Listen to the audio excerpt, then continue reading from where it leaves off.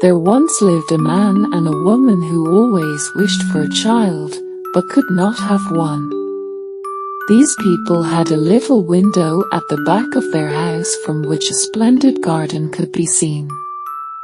The garden was full of the most beautiful flowers and herbs.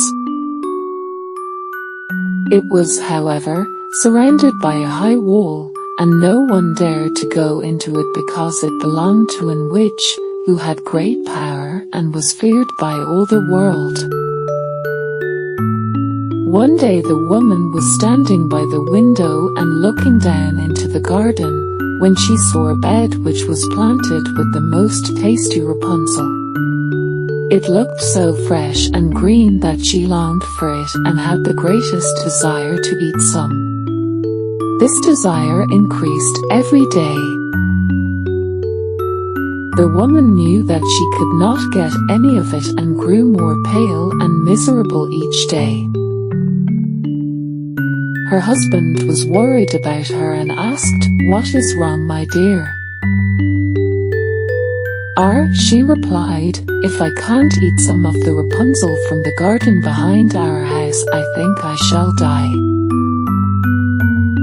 The man, who loved her, thought, "Sooner than let my lovely wife die, I will bring her some of the Rapunzel myself, no matter what the cost." In the twilight of the evening, he climbed over the wall into the garden of the witch, hastily grabbed a handful of Rapunzel and took it to his wife. She at once made herself a salad and ate it happily. She, however, liked it so much, so very much, that the next day she longed for it 3 times as much as before. If he was to have any rest, her husband must once more descend into the garden. In the gloom of evening, therefore, he set out again, but when he had climbed over the wall he was terribly afraid, for he saw the witch standing before him. "How dare you," she said with angry look, "sneak into my garden and steal my Rapunzel like a thief? You shall suffer for this." The frightened husband answered, "Please have mercy, I had to have the Rapunzel. My wife saw it from the window and felt such a longing for it that she would have died if she had not got some to eat." Then the witch allowed her anger to be softened, and said to him, "If this is true, I will allow you to take as much as you like, only I make one condition. You must give me the baby daughter your wife will bring into the world. She shall be well treated, and I will care for it like a mother." The man in his fear consented, and when the baby was born the witch appeared at once, gave the child the name of Rapunzel and took the baby away with her.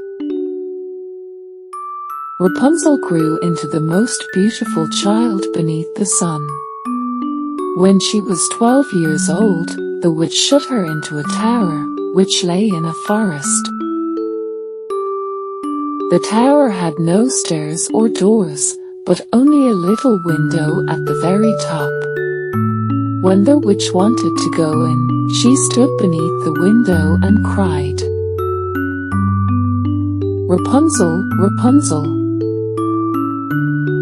let down your hair." Rapunzel had magnificent long hair, fine as spun gold, and when she heard the voice of the witch she wound her braids round one of the hooks of the window, and then the hair fell down the side of the tower and the witch climbed up by it. After a year or 2, it came to pass that the prince rode through the forest and went by the tower. He heard a song which was so lovely that he stood still and listened. This was Rapunzel, who in her loneliness passed her time singing. The prince wanted to climb up to her, and looked for the door of the tower, but none was to be found. He rode home, but the singing had so deeply touched his heart, that every day he went out into the forest and listened to it.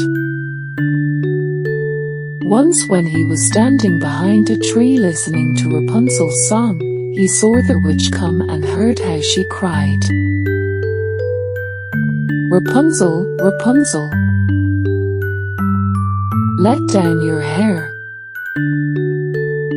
Then Rapunzel let down the braids of her hair, and the witch climbed up to her. "If that is the ladder by which one mounts, I will for once try my fortune," thought the prince, and the next day when it began to grow dark, he went to the tower and cried, "Rapunzel, Rapunzel, let down your hair." Immediately the hair fell down and the prince climbed up. At first Rapunzel was terribly frightened when a man such as her eyes had never seen came to her, but the prince began to talk to her quite like a friend and told her that his heart had been so stirred by her singing that it had let him have no rest. Then Rapunzel lost her fear, and when he asked her if she would take him for her husband, and she saw that he was kind and handsome, she said yes, and laid her hand in his. She said, "I will willingly go away with you, but I do not know how to get down. Bring a bit of silk with you every time you come and I will weave a ladder with it. When that is ready I will climb down and we shall escape together." They agreed that until that time he should come to her every evening, for the old woman came by day. The witch knew nothing of this, until once Rapunzel said in her distraction, "Oh my, you are so much heavier when you climb than the young prince." "Are you wicked child?" cried the witch, "what do I hear thee say? I thought I had separated you from all the world, but you have deceived me." In her anger she clutched Rapunzel's beautiful hair, seized a pair of scissors, and snip, snap, cut it all off.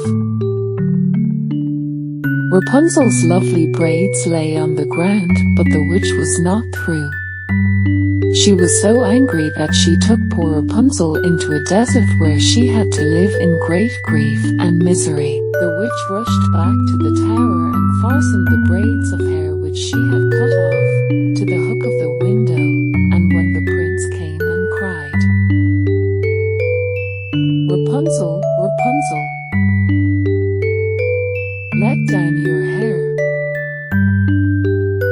she let the hair down. The prince climbed to the window, but he did not find his dearest Rapunzel above, but the witch, who gazed at him with a wicked and venomous look. "Aha," she cried mockingly, "you've come for Rapunzel, but the beautiful bird sits no longer singing in the nest. The cat has got it and will scratch out your eyes as well. Rapunzel is banished and you will never see her again." The prince was beside himself, and in his despair he fell down from the tower. He escaped with his life, but the thorns into which he fell pierced his eyes. Then he wandered quite blind about the forest, ate nothing but roots and berries, and did nothing but weep over the loss of his dearest Rapunzel. In this way, the prince roamed in misery for some months and at length came to the desert where the witch had banished Rapunzel. He heard a voice singing and it seemed so familiar to him that he went towards it. When he approached, Rapunzel knew him and fell into his arms and wept. 2 of her tears fell on his eyes and the prince could see again. He led her to his kingdom where he was joyfully received, and they lived for a long time